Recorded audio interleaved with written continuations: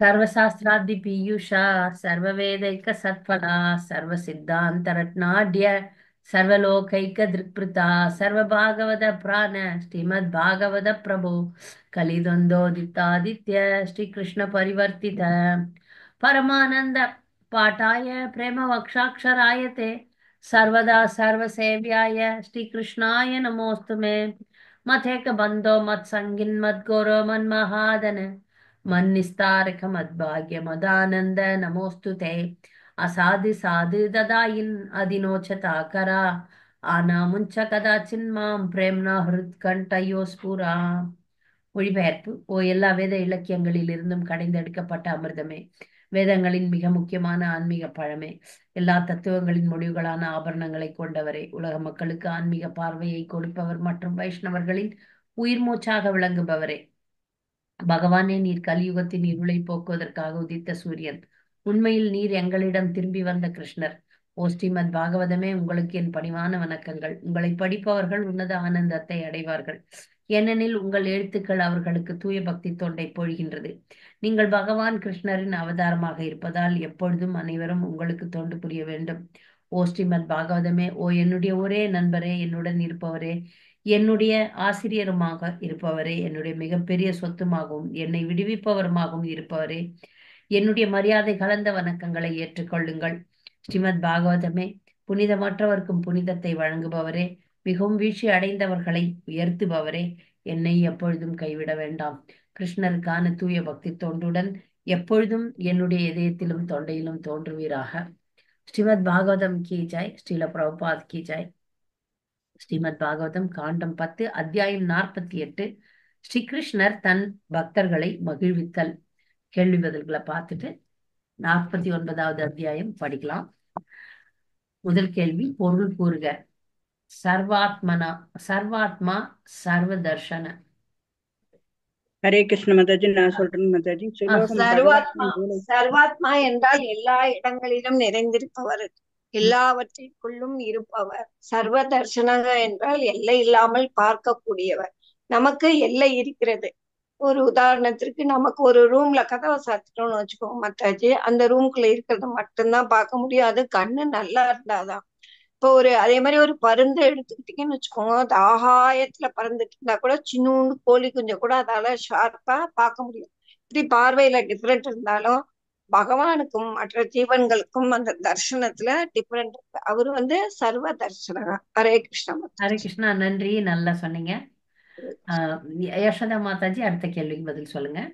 பகவான் எதற்கு திருவிக்கரையின் வீட்டுக்கு சென்றார்?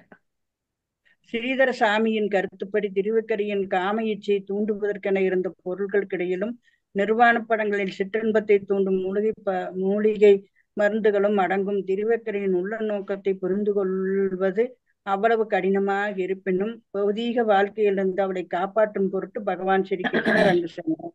ஹரே கிருஷ்ண மாதாஜி. பௌதிக வாழ்க்கையில இருந்து ஒருத்தரை காப்பாத்தணும்னா கிருஷ்ணர் வந்தாதானே முடியும். அந்த அம்மாவை காப்பாத்தணும்னு நினைச்சார், அதனால போனார். பௌதிக வாழ்விலிருந்து அவளை காப்பாற்றும் பொருட்டு அவளுடைய இல்லத்திற்கு பகவான் போனார். நன்றி.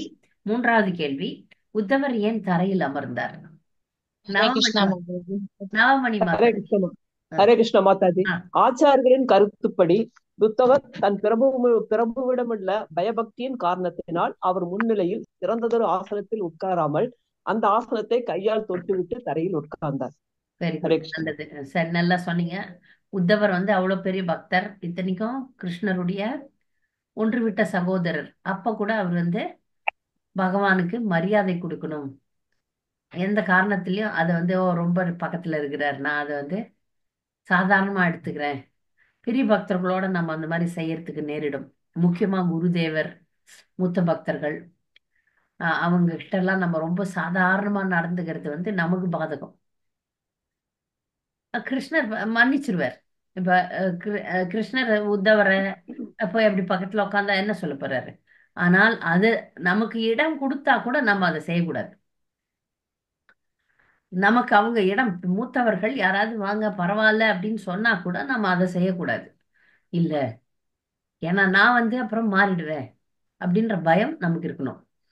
அப்ப மூத்த பக்தர்கள், எனக்கு நான் பிரச்சாரம் செய்யும் போது நான் ரொம்ப எளிமையா எல்லார்கிட்டயும் சகஜமா இருப்பேன். என்னுடைய சிக்ஷா குரு சொன்னாரு, நீங்க ரொம்ப தோச்சிக்கினீங்கன்னா அவங்களுக்கு பாதகம்.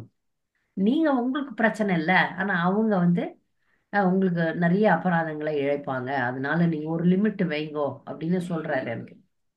அப்பதான் அவங்க பக்தி பாடத்தை படிப்பாங்க அப்படின்னு சொல்லுவார். அதனால நம்முடைய கடமை, நாம் ஒரு மூத்த பக்தரோடவோ பகவானை போன்ற குருதேவர்களோ குரு மகாராஜரை போன்றவர்களுடன் நம்ம இருக்கும்போது மரியாதையை கண்டிப்பாக கடைபிடிக்க வேண்டும். இல்லைன்னா நம்முடைய மனம் வந்து சாதாரணமாக எண்ணிவிடும். அந்த சாதாரணமாக என்றது அவங்களுக்கு பாதகம் இல்லை, நமக்கு பாதகம். அதான் 4வது கேள்வி. தவ சங்கம கிரியா என்னும் சொற்கள் எதை குறிப்பிடுகின்றன? ஹரே கிருஷ்ண மாதாஜி. சொல்லவா? சங்கம கிரியா பத்மா வெயிட்டிங் லிஸ்ட்ல இருக்கிறாங்க மாதாஜி, மணிமேகலை மாதாஜி. பத்மாவை போட்டுடலாம். சொல்லுங்க பத்மா. ஹரே கிருஷ்ண மாதாஜி. நாமசங்கம ஹரியா என்னும் சொற்கள் வந்து திருவிக்கிரயா சமயத்தில் ஒரு கன்னி பெண்ணாக இருந்ததை குறிப்பிடுவதாக யார் சொல்றது? விஸ்வநாத சக்கரவர்த்தி கூறுகிறார். விஸ்வநாத சக்கரவர்த்தி தாக்கூர். ஓகே, நன்றி, நல்லா சொன்னீங்க. திரிவிக்கிரை ஏன் துர்பாகியசாலியாக கருதப்படுகிறாள்? மணிமேகலை மாதாஜி சொல்லுங்க. ஹரே கிருஷ்ண மாதாஜி. ஸ்ரீ விஸ்வநாத சக்கரவர்த்தி பின்வருமாறு கருத்துரைக்கிறார். ஸ்ரீமதி திருவிக்கிரை பகவானிடம் தயவு கூர்ந்து என்னுடன் மட்டுமே சுகம் அனுபவியுங்கள், வேறெந்த பெண்ணுடனும் அதை செய்யாதீர்கள் என்று வேண்டினாள். இத்தகைய ஒரு வரத்தை அளிக்க கிருஷ்ணர் தயாராக இல்லை என்பதால் திருவிக்கிரை இங்கு துர்ப்பாக்கியவதி என்று விவரிக்கப்படுகிறாள். இந்த மாதிரி ஒரு மனப்பாங்கு நல்லதா கெட்டதா? எல்லாம் பதில் சொல்லுங்க. யாராவது இந்த மாதிரி ஒரு மனப்பாங்கு, எனக்கு மட்டுமே கிருஷ்ணர் சொந்தமானவர் அப்படின்ற மனப்பாங்கு நல்ல மனப்பாங்கு கிடையாது. கெட்டது கிடையாது. அன்பு என்பது யாது அப்படின்றதுக்கான விளக்கத்தை இன்னைக்கு கொடுக்கலாம்னு பாக்குறேன். அன்பு வந்து எல்லாருமே அன்பு இல்லைன்னா மக்கள் வாழவே முடியாது, மனிதர் வாழ முடியாது, மிருகங்கள் கூட வாழ முடியாது. அன்பு தேவை. அந்த அன்பு என்பது என்னன்னா, நான் யாரை நேசிக்கிறேனோ, அது கணவனா இருக்கலாம், குழந்தைகளா இருக்கலாம், சகோதரர்களா இருக்கலாம், நண்பர்களாக இருக்கலாம். பலவிதமான அன்பு இருக்கு உலகத்துல. அதுல எந்த விதமான அன்பாக இருந்தாலும் நாம் நேசிப்பவர் நன்றாக இருக்க வேண்டும். எனக்கே சொந்தம் அப்படின்னு நம்ம எதையுமே இந்த உலகத்துல வைக்கவே கூடாது. அது முக்கியமா கடவுளை எனக்கே சொந்தம்னு பொசஸ் பண்ணவே முடியாது, பண்ணக்கூடாது. நம்முடைய சம்பிரதாயத்துல கொடுக்கப்பட்டது கடவுளை எல்லாருக்கும் கொடுக்கணும்ன்றதுதான். முழுமுதற் கடவுளுடைய அன்பை எல்லாருக்கும் கொடுக்கணும், எனக்கே வச்சு வைத்துக் கொள்ள வேண்டும் அப்படி இல்லை. எவ்வளவுக்கு எவ்வளவு கொடுக்கிறோமோ அவ்வளவுக்கு அவர் நம்மளை பிடிச்சுப்பார், அவர் நம்மகிட்ட வருவார். எஸ் மாதாஜி. ஹரே கிருஷ்ண மாதாஜி. மாதாஜி, இந்த இடத்துல ஒரு சின்ன டவுட் மாதாஜி. பிரணாம் மாதாஜி. மாதாஜி, நம்மளுக்கே வைத்துக் கொள்ளும் போது அப்ப வந்து கோபியர்கள் வந்து அந்த மனநிலையில தானே மாதாஜி ஒவ்வொருத்தர் இருந்தாங்க, கிருஷ்ணா எனக்கு மட்டும் சொந்தம், எனக்கு மட்டும் சொந்தம்னு. அதனால தானே காணாம போயிட்டாரு. என்கிட்ட மட்டும் இருக்கிறாருன்னு ஒரு கர்வம் வந்தது. எனக்கு மட்டுமே சொந்தம்னு கோபிகள் நினைச்சது இல்ல. அப்படி நினைச்சாங்கன்னா ராதாகிருஷ்ணர் லீலையில அவங்க எல்லாம் சேவை பண்ண மாட்டாங்க. ராதையும் கிருஷ்ணரையும் சேர்த்து வைக்கிறதுலதான் முக்கியமா இருந்தாங்க கோபிகள். அவங்களும் காதலிகள் தான். ஆனா அவங்களுக்கு முக்கியமான வேலை வந்து ராதையை கொண்டு போய் கிருஷ்ணரிடம் சேர்க்கணும். அதான் லக்ஷ்மியை கொண்டு போய் நாராயணன் கிட்ட சேர்க்கறது தான் சேவகர்களுடைய வேலை. நாங்க அனுபவிச்சுக்கிறோம் லக்ஷ்மியன்னு நினைக்கிறது இல்ல. அதே போல நாராயணரையும். இது பக்தி இல்லையா? ராதாராணி நான் அந்த வகுப்பிலே சொன்னேன். நான் ராதாராணி ஒரு நாளும் ராதாராணி ரொம்ப டாப்ல இருக்கிறதுக்கு காரணமே ஏதாவது ஒரு கோபி கிருஷ்ணரை ஏதாவது ஒரு கோபிய கிருஷ்ணர் பார்க்கணும்னு நினைச்சிட்டாருன்னு வச்சுக்கோங்களேன். விஷாக்கா கிட்ட போனோம், லலிதா கிட்ட போனோம், எத்தனையோ இந்துலேக்காச்சு எத்தனையோ இருக்கிறாங்கல்ல, அவங்க கிட்ட யாருக்கிட்டயாவது போனோம்னா ராதாராணிக்கு தெரியுமா, நல்ல ராதாராணி போய் அந்த கோபி கிட்ட அழுவாங்களாம், நீ போ இன்னைக்கு கிருஷ்ணருக்கு உன்னதான் பார்க்கணும்னு ஆசை இருக்குன்ட்டு. அதனால எப்பவுமே ராதாராணி மேல நிக்கிறாங்க. அன்பு என்றத நல்லா புரிஞ்சுக்குங்க. நிறைய இளம் பெண்கள் கூட இருக்கலாம். அந்த கணவன் மனைவி உறவுல கூட எந்த மனைவி என் கணவனுக்கு எது பிடிக்குமோ, யார் பிடிப்பாங்களோ அவங்கள நான் விட்டு கொடுக்குறேன், அவங்களுக்கு நான் பணிவிடை செய்யறேன்னு எப்போ ஒரு மனைவி மாறுறாளோ அவ எங்கேயோ போய் நிப்பா. ஆனா இந்த காலத்துல அந்த மாதிரி விட மாட்டாங்களா மாதாஜி? இந்த காலத்தை பத்தி நம்ம பேச வேணாம், பாடத்தை கத்துக்கிறோம். இந்த காலத்துல விடாதுங்க. இந்த காலத்துல எதை தான் விடுறாங்க? இந்த பாடத்தை நாம கத்துக்கிறோம். ஓகே இந்த மாதாஜி. பிறவி நீங்க வயசாயிடுச்சு முடிஞ்சு போச்சுன்னு வச்சுக்கோங்களேன், ஆமா. முடிஞ்சா கூட அடுத்த பிறவிக்கு இந்த பாடம் உதவும். அதனால இப்ப கத்துக்குங்க. ஓகே மாதாஜி. கண்டிப்பா அன்பு மாதாஜி. என்பது என்ன ம் அப்படின்னா, இங்க பாடம் கிருஷ்ணரே ராதாராணி நமக்கு சொல்லி தராங்க. அன்பு ம் என்பது யாருன்னா, நாம் யாரை நேசிக்கிறோமோ ம் அவங்களுக்கு எது பிடிக்குதோ அதான் அன்பு. எனக்கு எது எனக்கு வேணும் அப்படின்றது, அதனாலதான் துர்பாகியசாலி ஆயிட்டா. யாரு? திரிவக்கரை. எனக்கே அப்படின்னும் போது அது சுயநலம் ஆயிடும், அன்பாகாது. அன்பு என்பதே தியாகம். எனக்கு பிடிச்சவங்க சந்தோஷமா இருக்கிறாங்களா, அதான் எனக்கு முக்கியம். பக்தியிலும் அதுதான். இததான் நம்ம சம்பிரதாயம் சொல்லி தருது. நீ உன்னை பார்க்காத அவனை பாரு, நீ ஆட்டோமேட்டிக்கா நல்லா வச்சிருப்பாரு அவர். அதை பத்தி ஐயோ எனக்கு இது வேணும் எனக்கு அது வந்து பௌதிகமும் இல்லாம அதுக்கு மேல ஒரு அன்புன்னு ஒரு நிலை இருக்குல்ல, அதுலயும் நம்ம எப்ப தீவிரமா எனக்கு கிருஷ்ணருக்கு என்ன பிடிக்குமோ அதை செய்யறேன், கிருஷ்ண பக்தர்களை நான் ஏற்றுவிக்கிறேன்னு நிலைக்கு நீங்க மாறும்போது சுயநலம் ஜீரோ ஆயிடுது. எப்போ ஒருத்தர் சுயநலமே இல்லாமல் இருக்கிறார்களோ அவங்கள தேவி தேவர்கள்ல இருந்து பகவான்ல இருந்து எல்லாரும் அவங்கதான் சேவை செய்வாங்க. இது இந்த நிலைக்கு உண்மையா நம்ம மாற்றம் பெற வேண்டும். திருவிக்கிரை அதனால்தான் நல்ல பக்தர் தான், ஆனா அதுல ஒரு சுயநலம்னு ஒரு அழுக்கு இருக்கு. அதுதான் நம்ம படிக்கும்போது பல விஷயங்களை கத்துக்கணும்.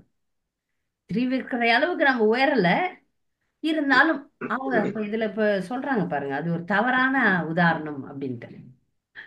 சரியா? அடுத்து, அம்புரு ஹேக்ஷன என்ற சொல்லின் 2 அர்த்தங்களை கூறுக.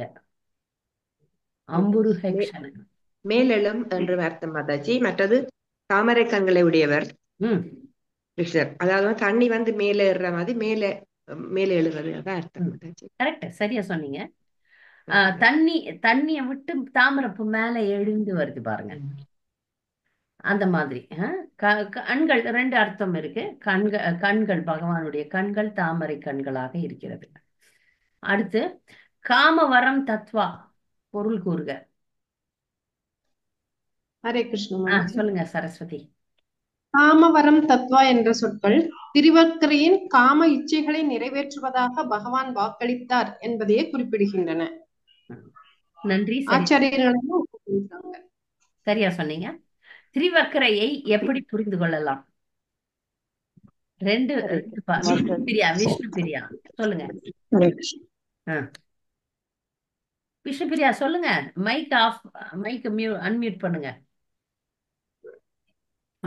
ஹரே கிருஷ்ண மதே. திருவிக்கிரையின் கதையை 2 நிலைகளில் புரிந்து கொள்ள வேண்டும் என்பது ஆச்சாரியர்களின் வியாக்கியானங்களிலிருந்து தெளிவாகிறது. ஒரு புறம் பகவானுடன் நேரடியான சகவாசம் கொண்டு அவரது லீலைகளில் பங்கேற்றும் ஒரு முக்தி பெற்ற ஆத்மாவாக அவள் புரிந்து கொள்ளப்படுகிறாள். அடுத்த புறம் அவளது நடத்தையானது பகவான் ஸ்ரீ கிருஷ்ணருடனான உறவில் செய்யத்தகாத விஷயங்களை பற்றி கற்பிக்கிறது.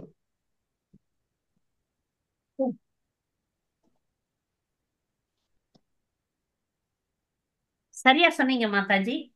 ஹரே கிருஷ்ணா. சரியா சொன்னீங்க. 2 நிலையில நம்ம வந்து திருவிக்கிரையை புரிந்து கொள்ளலாம். இப்பதானே சொன்னோம். திருவிக்கிரை ஒரு விதத்துல பார்த்தா மிகப்பெரிய நிலையில இருக்கக்கூடிய ஒரு பக்தர் தான், அதுல ஒரு சந்தேகமே இல்லை. ஆனா அதுல ஒரு சின்ன மைனஸ் பாயிண்ட். என்ன பாயிண்ட்? அவங்க வந்து எனக்கே சொந்தம் அப்படின்னு நினைச்சிட்டாங்க பாருங்க. ஏன்னா நம்மள வந்து ஆச்சாரியர்கள் 100% மார்க் எடுக்கிறதுக்கு தான் முயற்சி பண்றாங்க. இவங்க திருவிக்கிரை வந்து ஒரு 75 இருக்கலாம், ஒரு 80 மார்க் இருக்கலாம், 100% இல்லை.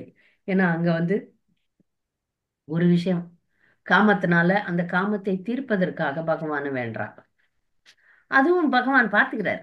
ஒரு பக்தருக்கு என்னென்ன விஷயமோ என்னென்ன இருக்கோ அதெல்லாம் தீர்த்து வைக்கிறார். அது பகவானுடைய பெருந்தன்மை. ஆனா பக்தராகிய நாம இப்படி இருக்கக்கூடாது அப்படின்றத திருவிக்கிரை சொல்றா. திருவிக்கிரை வாழ்க்கை நமக்கு கற்பிக்கிறது. நன்றி. அடுத்த கேள்வி, பகவானும் மற்றவரும் அக்ரூரரை எவ்வாறு அணுகினர்? சொல்லுங்க துளசி மகாராணி. ஹரே கிருஷ்ணா. பகவான் ஸ்ரீ கிருஷ்ணர் வந்து மற்றவர்கள் வந்து அக்ரூரன் தோழமான முதல்ல அணுகுறாங்க. அப்புறம் தோழை கேர்ப அன்பை பரிமாறி பிற்பாடு அவங்க மறுபடியும் உபசரிக்கும் போது பக்தி மனோபாவத்தை கொண்டு வந்துடுறாரு. இப்ப வணக்கம் சொல்றேன். அக்ரூரர் வந்து கிருஷ்ணருக்கு சித்தப்பா முறை. ஆனாலும் பாருங்க ஃப்ரெண்ட்லியா இருக்கிறாங்க, நட்புறவோடு இருக்கிறாங்க. அது வந்து கவனிக்கத்தக்க ஒரு விஷயம். அதனாலதான் அக்ரூரர் பாத சேவனம் பண்றாரு, இவர் பேசாம இருக்கிறாரு. கிருஷ்ணர் பாதங்களை எல்லாம் கழுவுறாரு, பேசாம இருக்கிறாரு. அப்ப ஒரு நட்புறவுல பழகுறாங்க. அடுத்து அக்ரூரர் பகவானிடம் பேசும்போது எதை சுட்டி காட்டினார்? என்னதை சுட்டி ஹரே காட்டினார்? கிருஷ்ண ஹரே மாதாஜி. கிருஷ்ண மாதாஜி. ஹரே கிருஷ்ண. ராஜேஸ்வரி சொல்லுங்க. ரிப்புஹரா மாதிரி. கிருஷ்ணர் ஹரே கிருஷ்ண மாதாஜி. கிருஷ்ணரும் பலராமரும் அவர்களுடைய வம்சத்தை காப்பாற்றுவதற்காக அவர்களை போற்றிய அக்ரூரர் பகவானுக்கு சமூக அல்லது அரசியல் சாபங்களும் உண்மையில் எந்தவித பௌதிக தொடர்பும் இல்லை என்று சுட்டிக்காட்டுகிறார். பகவானுக்கு எந்த ஒரு பௌதிக தொடர்பு கிடையாது தொடர்பு கிடையாது. என்ன சொல்றார். நன்றி. ஸ்ருத பிரத்யக்ஷ கோச்சரம் பொருள் கூறி விளக்கவும். ஹரே கிருஷ்ண மாதாஜி. சாந்தாமணி மாதாஜி. ஸ்ரீத பிரத்யட்ச கோசரம் எனும் சொல் பரமபுருஷர் தமது சக்திகளுடன் அவரது சிருஷ்டிக்குள் பிரவேசிப்பதன் மூலம் பிரபஞ்சத்தில் தாம் உணரப்படக்கூடியவராக செய்து கொள்கிறார் என்பதை குறிப்பிடுகின்றனர். நாமெல்லாம் பகவானை உணரணும் அப்படின்றதுக்காக பிரபஞ்சத்துல அவர் வந்து நுழையிறார். நுழைஞ்சு எல்லா இடத்துலயும் எல்லா நேரத்திலயும் இருக்கிறார். பிரம்மனா இருக்கிறார், பரமாத்மாவா இருக்கிறார். அதனால எப்போது நம்மோட இருக்கிறார். அதை நாம் உணர வேண்டும்ன்றதுக்காக இந்த சொல் சொல்லப்பட்டிருக்கு. அடுத்தது ஸ்ரீமத் பாகவதத்தின் அசாதாரண அம்சம் யாது? அசாதாரண அம்சம் யார் சொல்றீங்க? யாருப்பா? ரொம்ப அழகான பதில் இது.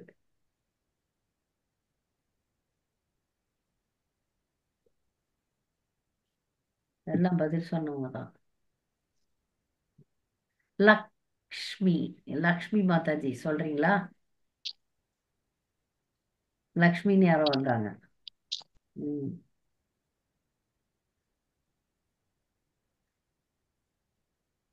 யாரும் பதில் சொல்லாதவங்க யாராவது வர முடியுமா பார்க்கலாம்? ஒரு நிமிஷம், ஒரு செகண்ட். எல்லாரும் இங்க இருக்கிறவங்க எல்லாம் பதில் சொல்லிட்டாங்க. சரி, மணிமேகலை மாதாஜி சொல்லுங்க. ஹரே கிருஷ்ணா. கிருஷ்ணர் தமது செய்தியை கோபியர்களுக்கு அனுப்பும் அத்தியாயத்திலும் அக்ரூரரின் பிரார்த்தனைகளை ஏற்றுக்கொள்ளும் அத்தியாயத்திலும் இடைவிடாத தத்துவார்த்த விவாதங்கள் வருகின்றன. பாகவதம் முழுவதிலும் கவர்ச்சிகரமான லீலைகளும் உறுதியான ஆன்மீக தத்துவம் சீராக இணைந்து வருவதானது இந்த இலக்கியத்திற்கு ஒரு அசாதாரணமான அம்சமாகும். ஹரே கிருஷ்ணா. ஹரே கிருஷ்ணா.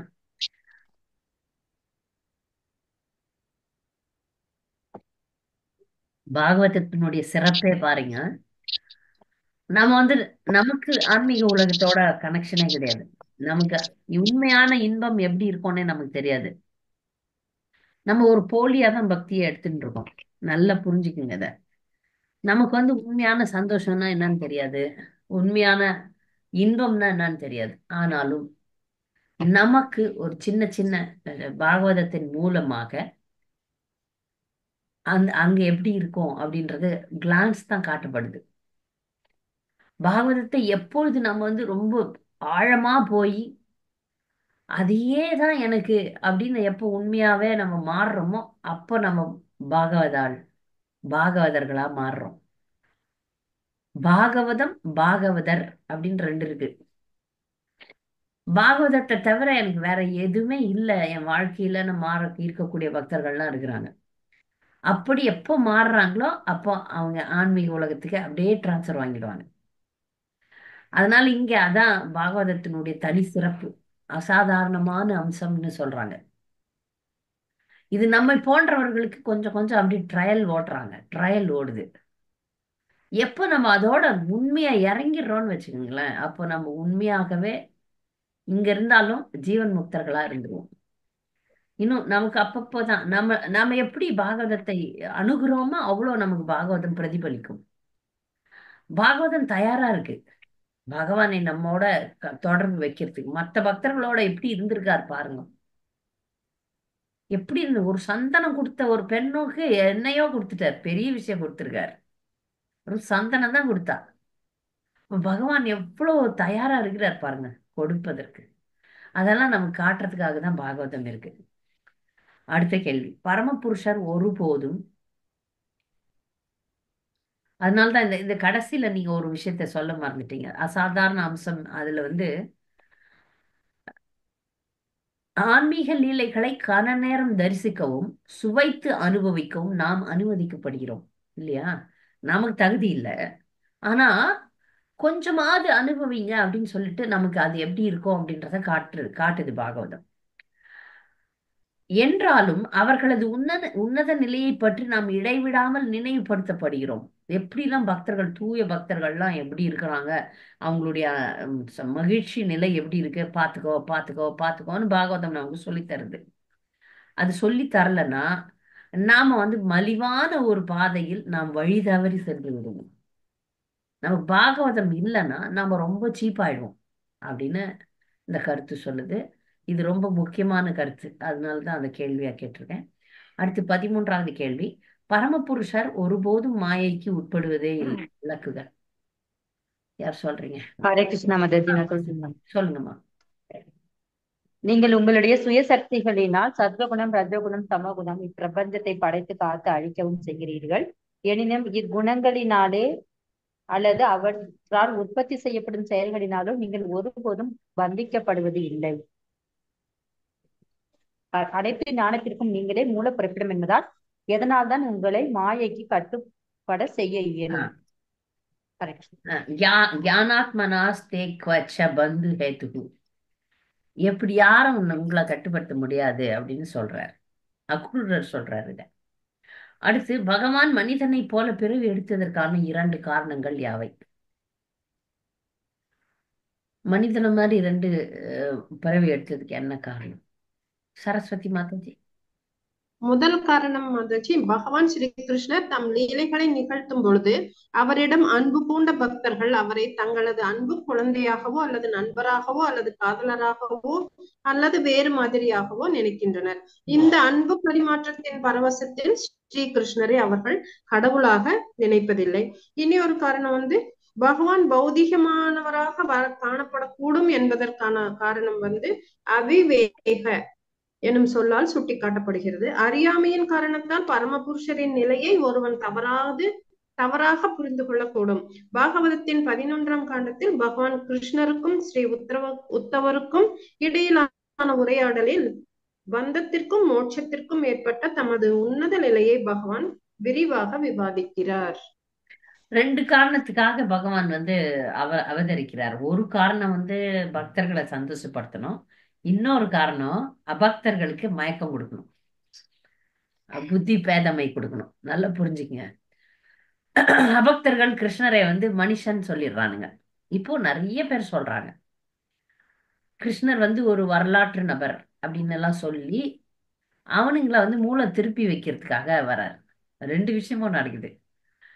கடவுள் பக்கத்திலே நிக்கிறார், ஆனா நான் எவ்வளவு ஒரு அபாகியசாலின்னா அது கடவுள்னு எனக்கு தெரியாது. அந்த மாதிரி அசுரர்கள்லாம் இருக்கிறாங்க. முக்கியமான காரணம் பக்தர்களை மகிழ்விக்க. அதை நிகாம அவிவேக அப்படின்னு 2 காரணம். நன்றி. அடுத்த கேள்வி. பகவானுடைய உடல் மற்றும் ஆத்மாவிற்கு வேறுபாடில்லை. ஹரே கிருஷ்ணா, சொல்லுங்க. பரமபுருஷருக்கு உடல் என்றும் ஆத்மா என்றும் சொல்லக்கூடிய எந்த ஒரு வேறுபாடும் இல்லை. அதாவது ஸ்ரீ கிருஷ்ணரின் உடல் நித்தியமானதும் ஆன்மீகமானதும் எல்லாம் அறிந்ததும் பரிபூரண ஆனந்த களஞ்சியமும் ஆகும். நன்றி. தேஹி தேஹி விபாகோயம் நேஷ்வரே வித்யதே க்வச்சித் அப்படின்ற ஸ்லோகம் ரொம்ப பிரபல்யமான ஸ்லோகம். இப்ப நமக்கும் நம்முடைய ஆத்மாக்கும் வித்தியாசம் உண்டு. நம்முடைய உடல், இந்த பஞ்சபூதங்களால் ஆன இந்த உடல் அழியக்கூடியது.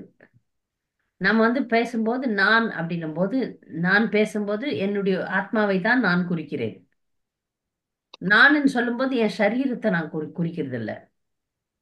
சில நேரங்கள்ல சரீரத்தை கூட சொல்றோம். எனக்கு தலை வலிக்குது அப்படின்னும் போது என்னுடைய சரீரத்துக்கு தலை வலிக்கிறது, அப்படிதான் புரிஞ்சுக்கிறோம். எனக்கு இது பிடிக்கும் அப்படின்னும் போது அதெல்லாம் ஆத்மா கூட சம்பந்தப்பட்டது, ரைட்டா? ஆனா அந்த மாதிரி இல்லை கிருஷ்ணர்.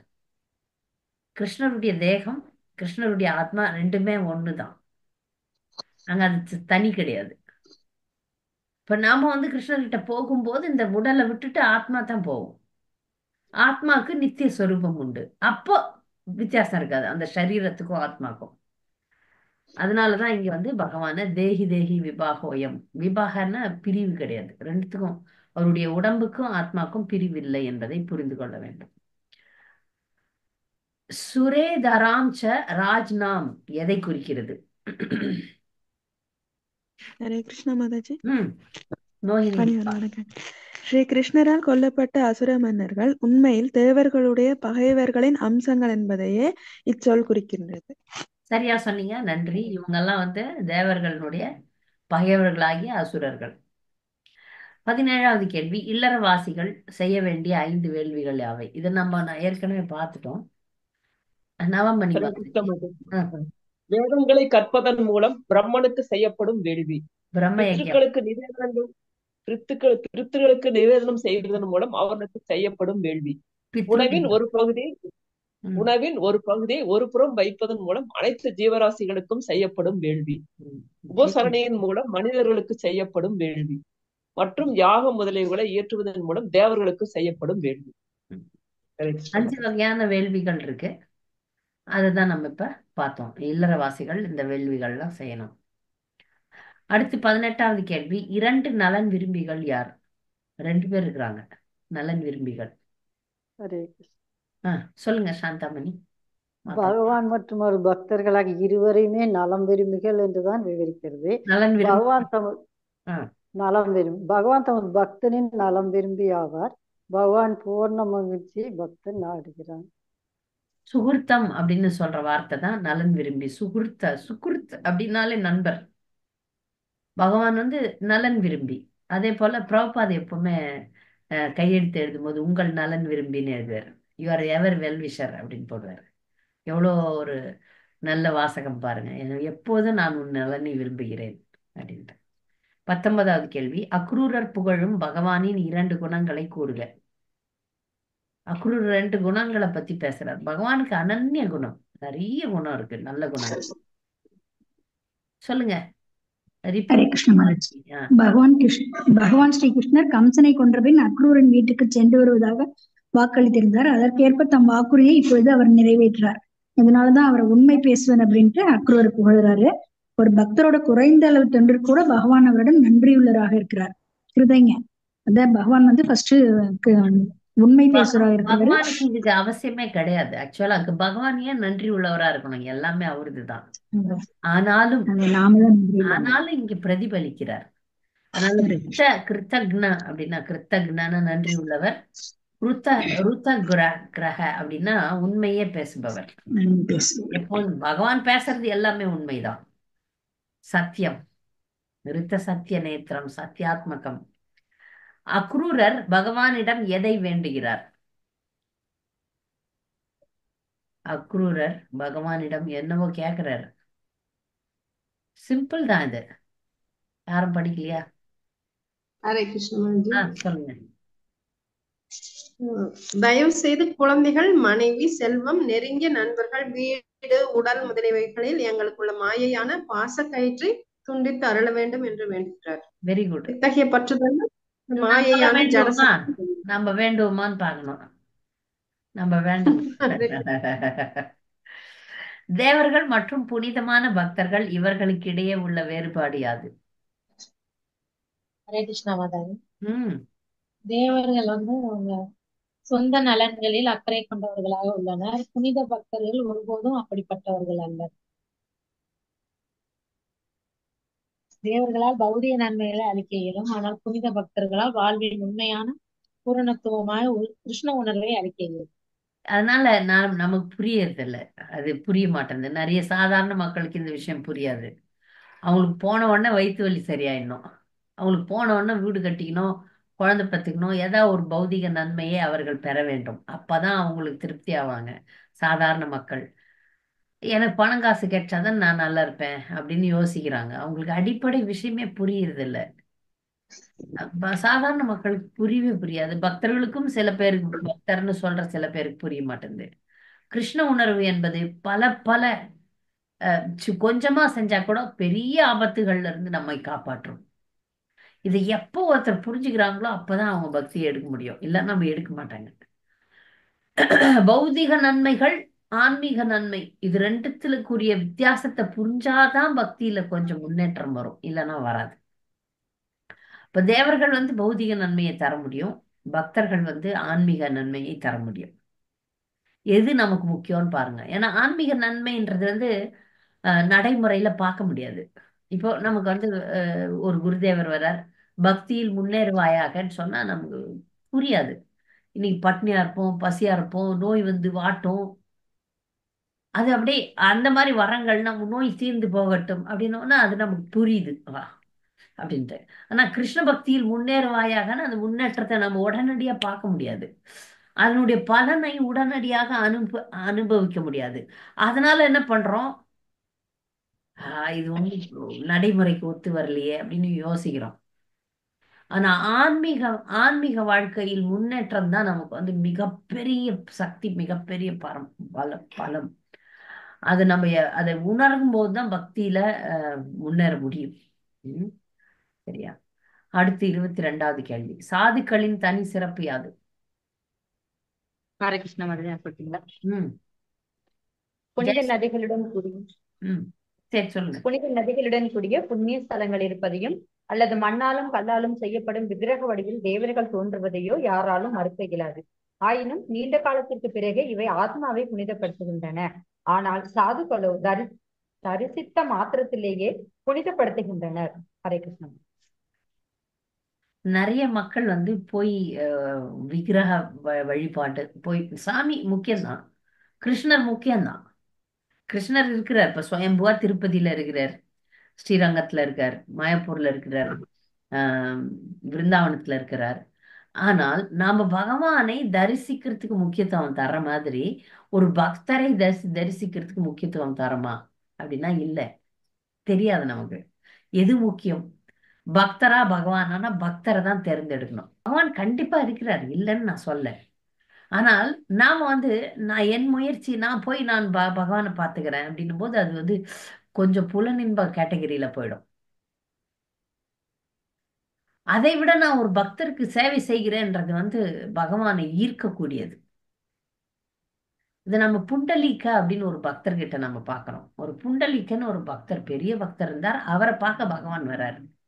எனக்கு இந்த கதையை கேட்க கேட்க ரொம்ப ஆச்சரியமா இருக்கும். நிகழ்வு நடந்தது. அவர் புண்டலீக்க வந்து நல்ல பக்தர் தான், ஆனா அவருடைய அம்மா அப்பா வயசானவங்க, அவங்களுக்கு சேவை பண்ணிட்டு இருக்கிறாரு. அப்ப பகவான் அவங்க விக்கிரகம், பாண்டரங்கன் விக்கிரகம் அவங்க வீட்டு முன்னாடி வந்து நிப்பா அப்படின்னு. புண்டலிக்கு என்ன பண்ணாரு, ஒரு செங்கல் சேரா இருக்குது வாசப்படிக்கு எதிர்க்க, மழை பெஞ்சு 2 செங்கலை தூக்கி போட்டு ரங்கா பாண்டரங்கா நில்லுப்பா, அதை வரேன், எங்க அம்மா அப்பாவை கவனிச்சுட்டு வரேன் அப்படின்னோடனே அந்த செங்கல் மேல நிக்கிறாரு, இப்படி கை வச்சுட்டு. நீங்க பார்த்திருப்பீங்க, விட்டல் பாண்டரங்கன் இப்படி கை வச்சு நிப்பாரு. ஏன்னா பேலன்சிங்க்கு அந்த கல்லு மேல நிக்கிறாரு, செங்கல் மேல. பக்தரா பகவானான் போது தூய பக்தர்களை தேர்ந்தெடுக்கிறாங்க.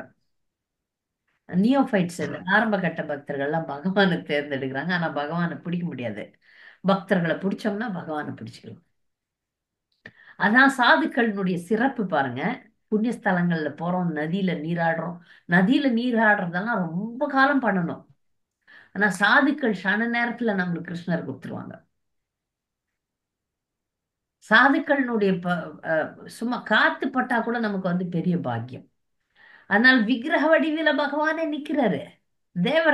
தேவர்களும் வந்து கொஞ்சம் ஆச்சாரியர்கள் கணக்குல செயல்படக்கூடியவர்கள் தான். மத்திய சம்பிரதாயத்துல பாத்தீங்கன்னா சில பேர்லாம் தேவி தேவர்கள் வழியாக பகவானை அடைவதற்கு முயற்சி செய்யறாங்க. ஆனாலும் இந்த ரெண்டுமே தேவர்களோ, விக்கிரக வழியில இருக்கிற தேவர்களோ இல்ல புண்ணிய நதிகளோ நமக்கு பகவானை கொடுக்கறதுல தாமதமாகும். கொடுக்கலாம், தாமதமாகும். நான் சாதுக்கள்லாம் தரிசித்த மாத்திரத்துல நம்மை புனிதப்படுத்துகிறார்கள். நமக்கு உடனடியாக கிருஷ்ணரிடம் கொண்டு சேர்க்கக்கூடிய அளவுக்கு சக்தி படைத்தவர்கள் சாதுக்கள். கஷ்டம் இல்ல புரிஞ்சுக்கிறது? புரியும், அட்வான்ஸ் ஆனும்போது புரியும். புரியுது மாதாஜி, தீட்சை வாங்கும் போது நம்மளுக்கு புரியுது மாதாஜி. நான் வேண்டுறது அதுதான், என் பாவம் எல்லாம் போய் வந்து வேண்டு. முதல்ல எனக்கு என்ன கேட்கணும் தெரியாது. இப்ப நான் புக் வைக்கிறேன், படிக்கிறேன். வேண்ட தேவையில்லை மாதாஜி. அது தெரியாது மாதாஜி. ஆரம்பத்துல என்னன்னு நிறைய பாடுறதில்ல மாதாஜி. இப்ப எல்லாம் தெரிஞ்சு தீட்சை வாங்குறாங்க. நான் போகும்போது எதுவுமே தெரியாது தீட்சை வாங்கினேன். கரெக்ட், எல்லாருமே அப்படிதான் மாதாஜி, நானும் அப்படிதான். ஸ்ரீகிருஷ்ணர் அக்ரூரருக்கு என்ன சேவை கொடுத்தார்? எது சேவை கொடுத்துக்கிறாரு? கிருஷ்ண மாதாஜி ஆ, அவங்க பாண்டவர்களின் நலன் பார்த்து வர சொல்லி அனுப்பிச்சு விடுறாங்க மாதாஜி நன்றி. ஹஸ்தினாபுரத்துக்கு. திருதராஷ்டிரரின் தாய் யார்? ஜெயசுபத்ரா மாதாஜி சொல்லுங்க. அம்பிகாவின் புத்திரன் மாதாஜி. நன்றி. நன்றி மாதாஜி. இந்த பாடத்துல யாருக்காவது ஏதாவது சந்தேகம்? முடிச்சிட்டோம். அத கிருஷ்ணர் தன் பக்தர்களை மகிழ்வித்தல், 2 பேரை மகிழ்வித்தார், திருவிக்கிரை, அக்ரூரர். யாருக்காவது? எல்லாமே பாகவதம் முழுக்க பக்தர்களை மகிழ்விக்கிறது தான். இதுல சிறப்பா 2 பக்தர்கள், அக்ரூரர், திருவிக்கிரை. யாருக்காவது இந்த பாடத்துல கேள்வி இருக்கா? ஹரே கிருஷ்ண மாதாஜி, அந்த வேதங்களை பற்றி வேள்வியை பற்றி சொல்றாருல மாதாஜி, வேதங்களை கேட்பதன் மூலம் பிரம்மனுக்கு செய்யப்படும் வேள்வி. இதுல வந்து பிரம்மன் என்றது அர்த்தம் அது பிரம்மன் நம்ம சம்பிரதாய தலைவர் பிரம்மா, பிரம்மதேவன். ஓகே மாதாஜி, நன்றி. நீங்க அந்த பரபிரம்மன் நினைச்சீங்களா? அதான் பிரம்மன் என்று போட்டிருந்தபடியா அர்த்தம். பிரம்மன் பரபிரம்மன் இருக்கு, பிரம்மன் இருக்கிறார். பிரம்மதேவர், இங்க பிரம்மதேவர் தான் பிரம்ம யஜ்யம். கீர்த்தனா மாதாஜி.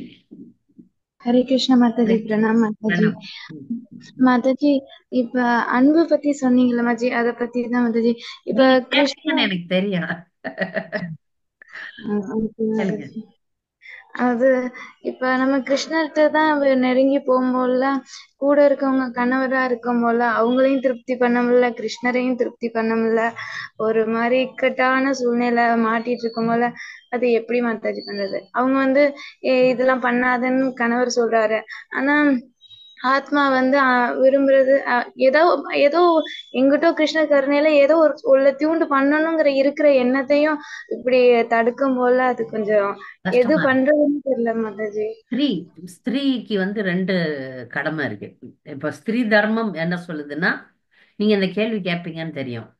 இப்போ வந்து நீங்க நியூலி மேரிடு, யங் மேரிடு, இப்போ வந்து ரொம்ப சாதுரியமா கணவனை வளைச்சி போட பாருங்க. மீன்ஸ் கணவனை அன்பால சேவை பண்ணுங்க, பரவாயில்ல. ஆனா உள்ள நம்மளுடைய நிரந்தர கணவனை ஜெபம் பண்ணிக்கிட்டே இருங்க. 2ம் பேலன்ஸ் பண்றதுக்கு கஷ்டம்தான், ரொம்ப கஷ்டம். இது இல்லைன்னு சொல்லல. நான் இப்ப கிளாஸ் கேட்குறீங்க, உத்வேகம் வாங்கிக்கோங்க, பேட்டரி சார்ஜ் பண்ணினே இருங்க, பக்தர்களோட சேர்ந்து சார்ஜ் பண்ணிட்டே இருங்க. எப்பவுமே பகவான் நீங்க தான் எனக்கு ஒரு சரணாகதி பிரார்த்தனை அமைச்சிங்க, நாங்க தினமும் படிக்கிறோம் அதை. சம்சார துக்க ஜலதோ பதி சசிய காம குரோதாதி நகரை மகரை கவலீகிருத்தஸ்ய துர்வாசனா நிகட்டித்தஸ்ய நிராசிரயஸ்ய சைத்தன்ய சந்திர மமதேகி பதாவலம்பம் அமைச்சிங்கல்ல. அந்த பிரார்த்தனையை நான் தினமும் சைத்தன்ய மகாபிரபு கிட்ட சொல்லிட்டு உங்களுக்காகவும் வேண்டேன். ஹரே கிருஷ்ணா மாதாஜி. ஹரே கிருஷ்ணா மாதாஜி. ரொம்ப ரொம்ப பிரணாம் மாதாஜி, கோடி கோடி பிரணாம் மாதாஜி. அதனால உள்ள வந்து பக்தராயிருங்க, வெளிய மனைவியா இருங்க. உள்ள நாம எப்படி இருக்கிறோமோ அதான் முக்கியம், வெளியே எப்படி இருக்கிறோம்ன்றது முக்கியம் கிடையாது. வெளியே சில பேர் திலக் போட மாட்டாங்க, கட்டி மாலை பாட மாட்டாங்க, ஆனா உள்ள சதா சர்வ நேரமும் ஜபம் பண்ணிட்டே இருப்பாங்க. அதனால சில நேரங்கள்ல நம்ம அவங்க பக்தரா இல்லையான்னு நம்மளால கண்டுபிடிக்க முடியாது. ஆனா சில பேர் வெளியே அப்படியே நேரம், ஐயோ நாங்க பாகவதம் படிக்கிறோம், மங்களார்த்தி போறோம், நான் இதை பண்றேன், நான் அதை பண்றேன்னு கதையா விடுவாங்க, உள்ள காலியா இருப்பாங்க. உங்களுக்கு வந்து ஒரே ஆலோசனை, வெளியே நீங்க மனைவி, உள்ள நீங்க பக்தர். இதை பிடிங்க, கண்டிப்பா 2த்தையும் சரி பண்ணுவார். உங்க கணவர் பெரிய பக்தர் ஆவார். தூய பக்தர்னு எப்படி மாதாஜி கண்டுபிடிச்சுக்கிறது?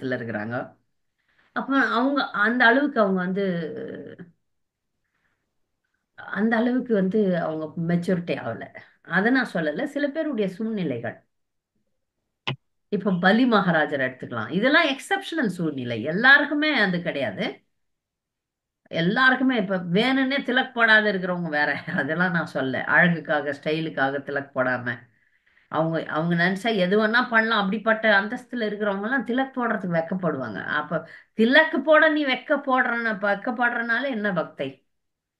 நான் சொல்றது ஒரு எக்ஸ்ட்ரீம் லெவல்ல எக்ஸாம்பிள்ஸ் சொன்னேன். இப்ப பலி மகாராஜர் அசுரன், யாருக்காவது தெரிஞ்சதா அவர் பக்தர்னு? கடைசியில தான் தெரிஞ்சது அவர் பக்தர்னு. அவருடைய பக்திக்கு ஒரு சோதனை வரும்போது தான் அவர் நின்னு ஜெயிச்சார். அவங்க குருதேவ் சொல்றாரு, வாழ்க்கையில நமக்கெல்லாம் யார் முக்கியம்? குருதேவ் தான் முக்கியம். ஆனா குருதேவிங்க பௌதிகமானவர், அதனால அவர் மீறினார். குருதேவர் பௌதிகமான குருவா இருந்தா அவரை நம்ம மீறலாம். பலி மகாராஜர் பக்தன், அவருக்கு உண்மையான குரு பிரகலாத் மகாராஜர் தான். புரியுதா? அதனால இப்ப பலி மகாராஜர் மாதிரி வாழ்மா கீர்த்தனான்னு சொல்றேன் நான். அப்ப நம்ம அசுர கூட்டத்துல இருக்கிறோம்னா அங்க திலக் போட முடியாது, கண்டிமால போட முடியாது. நீங்க சவுதி அரேபியால வாழ்ந்தீங்கன்னா அங்க திலக் கண்டிமால எல்லாம் போட முடியாது. அவ்வளவுதான், கழுத்தை வெட்டிடுவான். அப்ப அங்க என் கணவர் வேலைக்கு போகும்போது, நான் வீட்டுல இருந்ததுனால நான் திலக்கெல்லாம் எல்லாம் போட்டுன்னு கது சாத்தின்னு உள்ள இருந்தேன். அவர் வேலைக்கு போகும்போது அதெல்லாம் எல்லாம், அதுக்காகவே அங்க நான் இருக்கவே மாட்டேன். எவ்வளவுனா பணம் கொடுக்கட்டும் பரவாயில்ல, கிளம்பு. நான் எவ்வளவு சொன்னேன், நாம உள்ளவே பிராக்டிஸ் பண்ணிக்கலாம். கேட்கவே இல்லை, என்னால முடியாது, கிளம்பு. எந்த நாட்டுக்கு போனப்ப கூட அவர் திலக் போட்டுன்னு தான் போனாரு, கண்டி மாலை போட்டுன்னு தான் போனாரு. எல்லாரும், நாங்க பிறப்பால பிராமணர்கள் கிடையாது, எல்லாரும் பிராமின் நினைச்சுக்கினாங்க. மற்ற கண்ட்ரி அந்த எத்தனையோ நாடுகள்ல போனப்ப கூட ஒரு பேண்ட் ஷர்ட் போடுவாரு, ஆனா திலக் கண்டி மாலை எப்போதும் இருக்கும். சவுதி அரேபியால மட்டும் போட முடியல, இல்லைன்னா அங்க சட்டம் அப்படி. மற்ற மதங்களை கடைபிடிக்கவே முடியாது, கடைபிடிக்க கூடாது. சோ இந்த இந்த மாதிரி சூழ்நிலை பெரும்பாலும் யாருக்கும் இல்லை, சவுதி அரேபியாவை தவிர. அந்த மற்றவங்கள்லாம் போட்டுதான் ஆகணும். நான் சொல்றது எப்படின்னா, அந்த பலி மகாராஜர் மாதிரி சூழ்நிலை. பலி மகாராஜர் அசுரர்களின் தலைவன். பார்க்கடலை கடைஞ்சப்ப கூட அவர் அசுரர்கள் பக்கம்தான் இருந்தார், அசுரன் மாதிரி தான் நடந்தார், அசுரர்களுக்கு தான் நன்மையும் செஞ்சார். நம்ம நிறைய இடத்துல பாக்குறோம் அத. அந்த பார்க்கடல்ல கடைஞ்சி வரும்போது, அமிர்தங்கள் வரும்போது பலி மகாராஜர் இருக்கிறார் அங்க. ஆனா அவருடைய பக்திக்கு சோதனை வரும்போது அவர் பக்தனா அபக்தனான்றது வெளிப்பட்டது. அவரை பக்தன்னு காட்டணும்ன்றதுக்கு தான் பகவான் அவ்வளோ பெரிய சோதனை அவருக்கு வச்சார். இந்த இந்த லீலையில பாத்தீங்கன்னா சூட்சுமமா நிறைய விஷயம் தெரியும். யார் பக்தன், இந்திரனா பலியான்னு பார்க்கும்போது பகவான் இந்திரன் பக்கம் நின்று தான் வர்றாரு. யாருக்கு சகாயம் பண்றாரு? இந்திரனுக்கு தான். யார் வீட்டுல பிறந்தார்? அதித்தி வீட்டுல பிறந்து இந்திரனுக்கு அண்ணன், தம்பி. இந்திரானுஜ் அப்படின்னு பேரு, இந்திரனுக்கு தம்பி. ஆனா யாருக்கு உண்மையை அன்பை கொடுத்தார்? யாருடைய புகழ மேல ஏத்தினார்? யார் என்னுடைய பக்தன்? 12 மகாஜனங்கள்ல யார வச்சாரு? பலி மகாராஜரை வச்சாரு. இதெல்லாம் சில விஷயங்கள்லாம் ஆழ்ந்து புரிந்து கொள்ள வேண்டிய விஷயம். அதனால சூழ்நிலைகள் சாதகமாக இல்லாத பட்சத்துல நம்ம உள்ள ஆழமான பக்தரா இருக்கணும். வெளியோ பரவாயில்ல. ஹரே கிருஷ்ணா மாதாஜி. பெரிய சன்னியாசிங்க அந்த சாதுக்கள் வரையில அவங்கள்ட்ட ஆட்டோகிராஃப் வாங்குறாங்களே மாதாஜி, அப்படி வாங்கலாமா மாதாஜி? நான் கேக்குறேன், ஆட்டோகிராஃப் வாங்கி என்ன பண்ண போறீங்க? தெரியல, அதான் கேக்குறேன். வாங்கிக்கங்க, வாங்கி வச்சுங்க, பத்திரமா வச்சுங்க. தெரியலையே, அப்படி வாங்குறாங்களே ஒரு ஆசை, ஒரு ஆட்டோகிராஃப் வாங்குறது ஒரு ஆசை.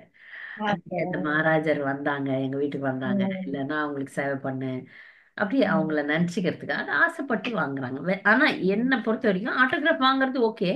ஆனா அதை விட ஓகே என்னன்னா அவங்க சொல்றதை கேட்கணும். அவங்களுடைய இன்ஸ்ட்ரக்ஷன் நம்மளுக்கு ஞாபகம் வரும். இப்ப ஒரு முறை நிறைய மகாராஜர் எங்க வீட்டுக்கு வந்திருக்காங்க, இப்ப இல்ல, அந்த காலத்துல எல்லாம். இப்ப நாங்க ஒரு கடல்ல விழுந்த தூசு மாதிரி இருக்கிறோம். இங்க வாய்ப்புகள் கிடைக்கிறது ரொம்ப கஷ்டம். ஏன்னா அந்த அளவுக்கு போட்டிகள். இங்க 5000 பக்தர்கள்னா நாம எங்கேயோ தான். அப்போ அந்த ஒரு ஊர்ல இருந்தப்ப அந்த ஊர்ல எந்த மகாராஜர் வந்தாலும் எங்க வீட்டுக்கு கொண்டாந்துருவாங்க. அப்புறம் நிறைய மகாராஜஸ் நிறைய அறிவுரைகள் கொடுத்தாங்க. அது நிக்கணும் நம்ம மனசுல. நான் அவங்களுக்கு சமையல் செஞ்சு போட்டேன், அது பண்ண இது பண்ணன்றதை விட அவங்க என்ன சொன்னாங்க நமக்கு, அது நிக்கணும். ஒரு மகாராஜர் அப்ப நான் டிவி வச்சிருந்தேன் வீட்டுல, புது பக்தர், இது என்னத்துக்கு வச்சிருக்க அப்படின்னாரு. தைரியம். எங்க டெம்பிள் பிரசிடென்ட் எனக்கு சப்போர்ட் பண்ணிட்டாரு.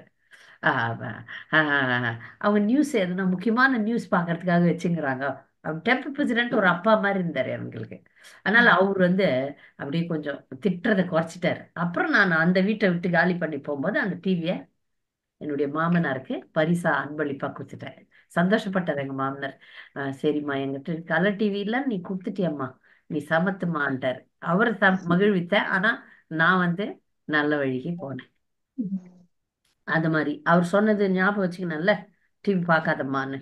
அதான் அந்த மாதிரி ஆட்டோகிராஃப் வாங்குறத விட ஆட்டோகிராஃப் வாங்கி வச்சிருந்துருக்கலாம், எல்லாருக்கும் உங்களுக்கெல்லாம் காட்டியிருக்கலாம். அந்த மாதிரி ஜெய அத்வைத மகாராஜ் எங்க வீட்டுக்கு வந்தார், பாருங்க பாருங்க பாருங்கன்னு சொல்லியிருக்கலாம்.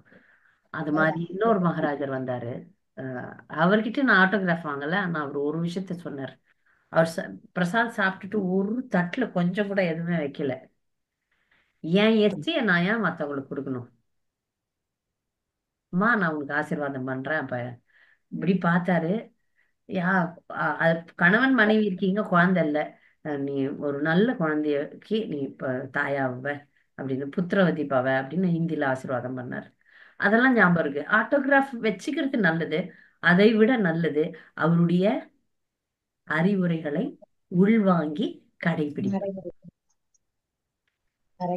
ஒரு செகண்டாவது போய் அவங்க கிட்ட ஏதாவது அறிவுரை கூறுங்க, நான் கடைபிடிக்கணும், கடைபிடிக்கிறதா இருந்தா கேட்கணும், இல்லைன்னா கேட்கக்கூடாது. அவங்க நான் இது சொல்றேன் செய்தியான்னு கேட்டுட்டு அப்புறம் செய்யாத விட்டீங்கன்னா அப்புறம் அது ஆயிடுவீங்க. ஜாக்கிரதை. பெரிய பக்தர்கள் கிட்ட போயிட்டு ஏதாவது சொல்லுங்களேன், நான் சொல்லுவேன், நீ செய்ய மாட்டேன்னா எத்தனையோ பேருக்கு நான் சொல்லிக்கிறேன், செய்யறது இல்லை அதுங்கெல்லாம். அப்ப செய்யலைன்னா நம்ம அபராதிகளா மாறிடும். அதனால என்னுடைய குருதேவர் வந்து சொல்லவே மாட்டார். ரொம்ப கிட்ட வந்தாதான் சொல்லுவாரு. கிட்ட வந்தாதான் அடிப்பேனே சொல்லுவாரு. கிட்ட வந்தீங்கன்னா அடி வாங்குவீங்க.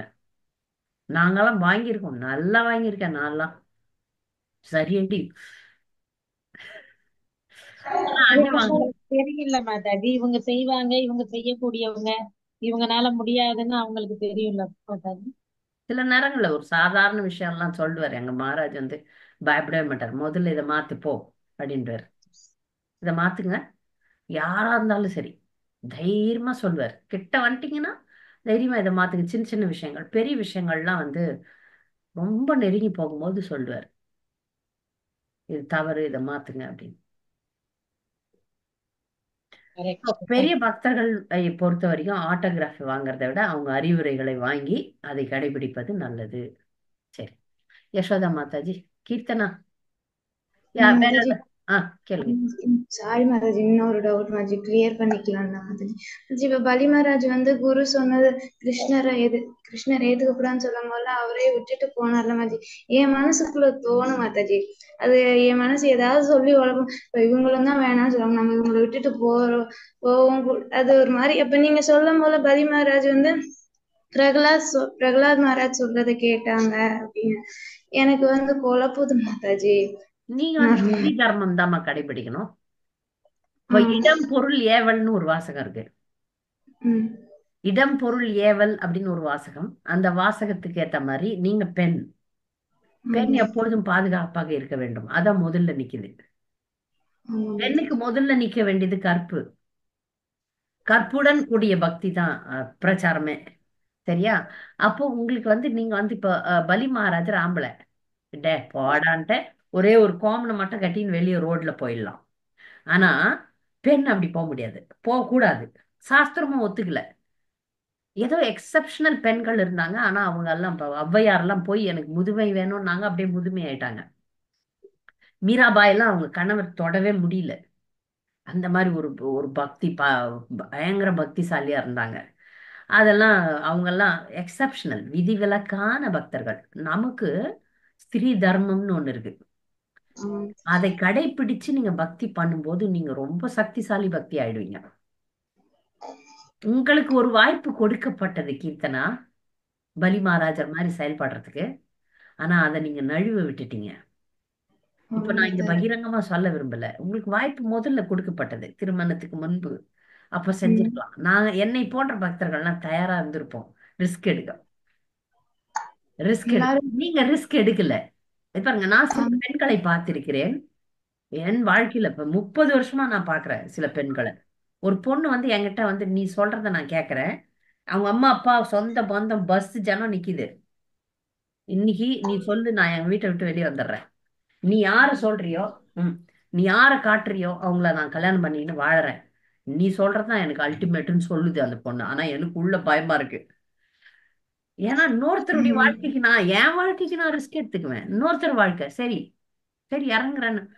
அந்த அம்மா அப்பா என்னை வந்து ஒரு திட்டுறாங்க பாருங்க. ஒரு பஸ் ஜனம் உங்களை திட்டினா அது தெலுங்குல திட்டுறாங்க. நான் நின்னேன், இது பாருங்க, இந்த பொண்ணு பக்தனை கட்டிக்கணும்னு அரேஞ்ச் தான் பண்றோம், ஓடிலாம் வரல, மரியாதையா கட்டி கொடுத்துருவான். அவங்க அப்பா நல்லா பார்த்தான். இதுல ஆந்திரால டவுரி நிறைய, இந்த பொம்பளை ஏதோ பணக்காரனை கட்டி வைக்குது, அதை முறுக்குறாங்க. ஆக்சுவலி டவுரியை கட் பண்றதுக்கு இப்படி ஒரு வேஷம் சண்டை போடுறாங்க. அந்த பொண்ணும் இந்த மாதிரி வேஷம் போச்சு, என்னவோ கல்யாணம் பண்ணிக்கிச்சு. இந்த மாதிரி நிறைய பெண்கள் திருமணத்துக்கு முன்பு நாங்கள் பக்தனை தான் கட்டுவோம் அப்படின்னு தீவிரமா இருக்கிறாங்க. எப்போ ஒரு பொண்ணுக்கு கல்யாணம் ஆன பிறகு அவன் பக்தன் அல்ல அப்படின்னும் போது அங்க விடுறதுக்கு வாய்ப்பு கிடையாது. பக்தன் அல்லாதவனாக இருந்தாலும் அவனோடு தான் வாழ்ந்தாகணும். அவ்வளவுதான். உள்ளதான் இனி பக்தி, இது உள்ளதான் பக்தி. அவன் கடைசி வரைக்கும். இப்ப நீங்க பிசிமான்னு ஒரு அம்மா இருந்தாங்க. பிசிமா வந்து பிரபுபாதருடைய தங்கை. பிரபுபாதர் குடும்பமே வெஜிடேரியன் தான், ஆனா கட்டி கொடுத்தது நான் வெஜிடேரியன். பிரபுபாதர் குடும்பம் வைஷ்ணவர்கள். எப்படி மீன் சாப்பிட்றவங்க வீட்டுக்கு அந்த அம்மா போனாங்கன்னு தெரியல. ஆனா அந்த அம்மா அழுதப்ப அந்த குடும்பமே சொல்லிச்சு, உனக்கு மட்டும் நீ தனியா செஞ்சுக்கோ, ஓகே அப்படின்னு சொல்லி. ஏன்னா தீட்சை பெற்ற பக்தர் அவங்க. கடைசி வரைக்கும் அந்த குடும்பத்துலதான் வாழ்ந்தாங்க அந்த அம்மா.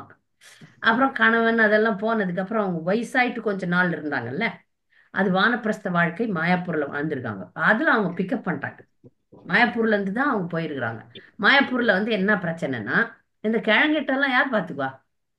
அது ஒரு பெரிய கட்டுரையா வந்திருந்தது. எனக்கு ரொம்ப ஆச்சரியம். பெரிய பெரிய மகாராஜங்களாம் இந்த கேள்வி வச்சு யார் சமாளிக்கிறது, தூக்கி போடுங்கன்ற மாதிரிதான் என்ன பண்ணாங்க, போட்டு அவங்கள வண்டியில உட்கார வச்சு, கார்ல உட்கார வச்சு, அவங்க பிள்ளைங்கிட்ட அனுப்புங்க, கல்கத்தால இருக்கிறாங்க, அனுப்புங்க அப்படின்னு அனுப்புறாங்க. அந்த அம்மா இல்ல அப்படியே கிருஷ்ணர் பார்த்துட்டு என்ன அனுப்புறியான்றாங்க. அதுக்குள்ள ஒரு பக்தர் வந்தாரு. இந்த அம்மாவுக்கு ஒரு ஆளை போட்டு வைக்கிறதுக்கு என்ன இருக்குது, இஸ்கான்ல என்ன வசதி குறைச்சல்? இந்த அம்மா யாரு? பிரபுபாதருடைய தங்கச்சி.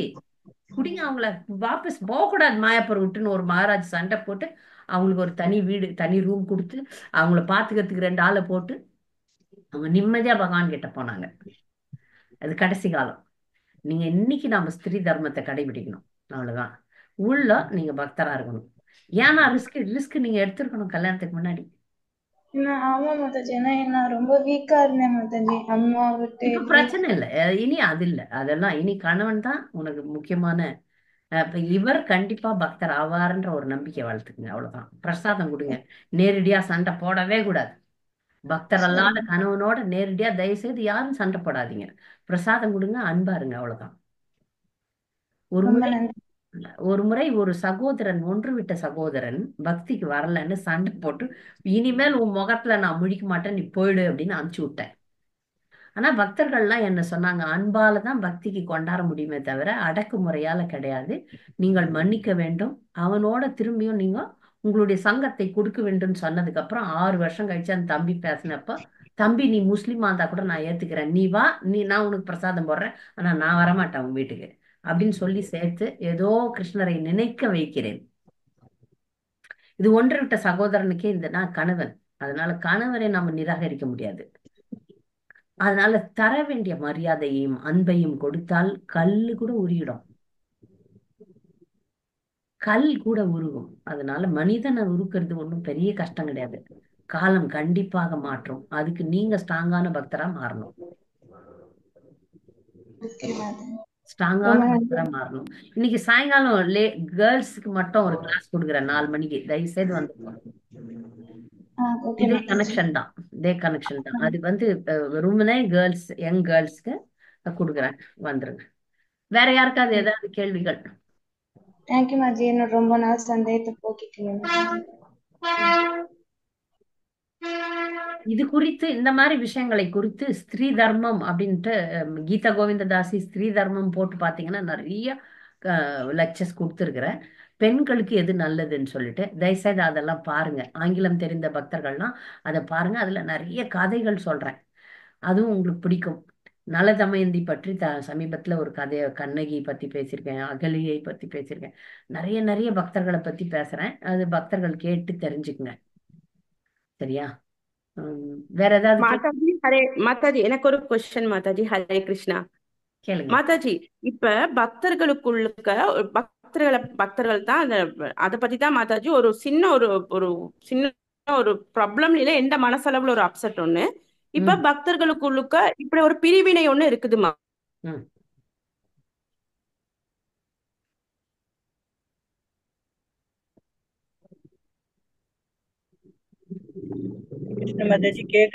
இல்ல, டிஸ்கனெக்ட் ஆயிடுச்சு. எந்தா உங்களுதான் தெரியல, இல்ல அவங்கள்தான் தெரியல. ஒரு நிமிஷம் வெயிட் பண்ணுவோம். பிரேம் பூர்ண பரமேஸ்வரி மாதாஜி, உங்களது கனெக்ஷன் டிஸ்கனெக்ட் ஆயிடுச்சு. வரட்டும் அவங்க. அது சில நேரங்கள்ல அவங்களது கனெக்ஷன் வராது. ஏதோ கேள்வி கேட்டாங்க. ஹரே கிருஷ்ண மாதாஜி. வெயிட் பண்ணி பார்ப்போம், ஒரு நிமிஷம் வெயிட் பண்ணி பார்ப்போம். இல்லைன்னா நம்ம கிளாஸை முடிச்சிடலாம். அவங்க கனெக்ஷன் தான் நினைக்கிறேன். நான் பேசுறது உங்களுக்கு கிடைக்குது இல்லையா? நீங்க பேசுறது எனக்கு கிடைக்குது, அவங்களுக்கு தான் கிடைக்கல. போயிட்டாங்க அவங்க. சரி, டிஸ்கனெக்ட் ஆயிட்டாங்க. அப்புறம் நான் சொல்லிக்கிறேன் அவங்க கேள்விக்கு. இப்போ அடுத்தது பாடத்தை நடத்திட்டு அப்புறமா நான் உங்களுக்கு கேள்வி கேட்க வைக்கிறேன். ஹரே கிருஷ்ணா. நம்ம அடுத்த பாடத்துக்கு போகலாம்.